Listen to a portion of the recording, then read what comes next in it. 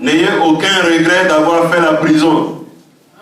Parce que Youssoufou, il dormait. Dieu lui a révélé dans son sommeil le secret de sa vie. Mais Dieu ne lui a pas dit, si tu te réveilles, il faut raconter ça à quelqu'un. Quand Youssoufou s'est réveillé, il a raconté à ses frères. Ses frères sont devenus jaloux. Ils ont dit, celui-là, il dit, il veut nous diriger. Il va voir avec nous. Ils l'ont pris, il dit, on va le jeter d'abord dans un puits. Et puis ils se sont ressaisis. Non, on va le sortir du puits. On va le vendre, il va devenir esclave en Égypte. L'imam me dit, monsieur le ministre, vous êtes sorti de prison, gardez le silence. Le silence va parler pour vous. Gardez le silence, je suis imam, je suis musulman, mais je vous dis, votre chef, Laurent Gbagbo, reviendra ici.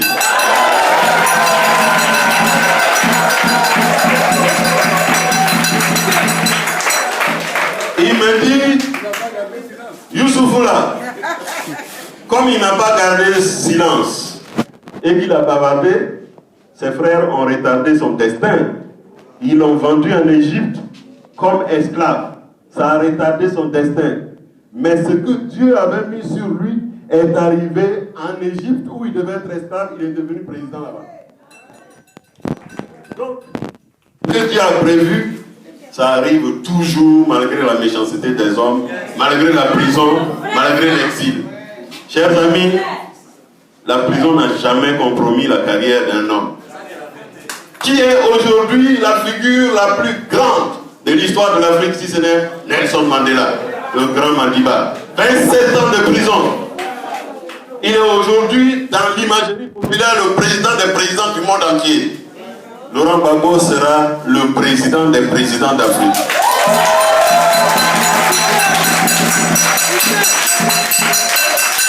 Et je vous le dis du haut de cette tribune, j'ai dit que j'étais témoin du tournant décisif du destin de Charles Blé Goudé, le général de la rue. Je vous le dis en vérité, ce jeune homme a un grand destin. Ce jeune homme a un grand destin. Et la prison qu'il connaît est une prison qui va le bonifier et lui tresser une couronne de gloire. Ces geôliers feraient mieux de mettre fin à son supplice. Ces geôliers feraient mieux de mettre fin à son supplice. Car qui sait, parfois les 6 deviennent 9. Car qui sait, parfois les 6 deviennent 9.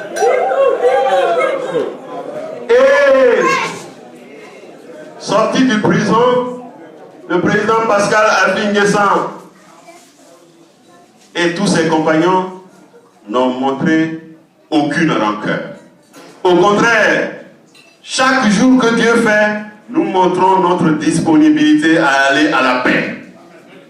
Pourvu que le train de la paix démarre et sorte de la gare, nous sommes prêts à embarquer dans le train de la paix. Que nos geôliers comprennent qu'ils soient visités par la raison raisonnante, qu'ils soient visités par la sagesse divine et qu'ils empruntent eux aussi la voie de la paix et de la réconciliation nationale. C'est ça la voie de la survie de notre pays. Et c'est ce que nous enseigne un autre grand homme de paix.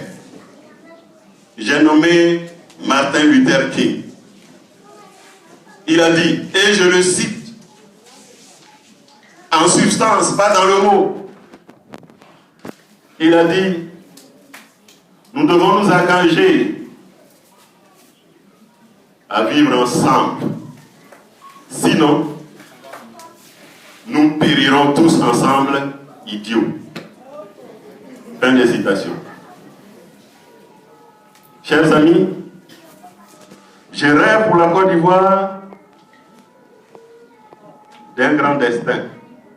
Il suffit que ces enfants se donnent la main et s'unissent.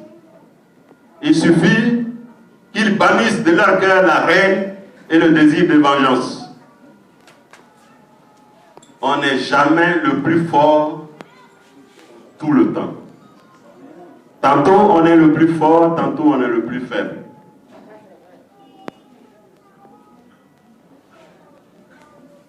Quand on dit que Lida Kwasi est faiseur de coup d'État, oui, j'ai appris comment on fait coup d'État. Et je sais le faire. Mais ce n'est pas la voie que notre maître Laurent Gbagbo nous a enseigné.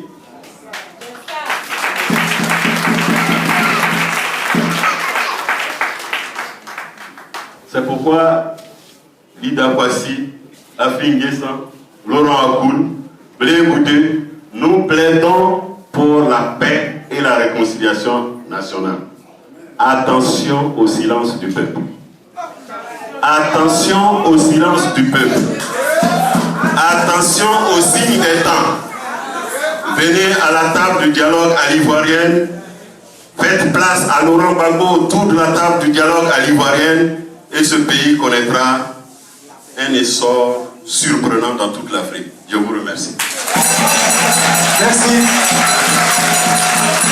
Oui, ta Christiane, puissance de plaît.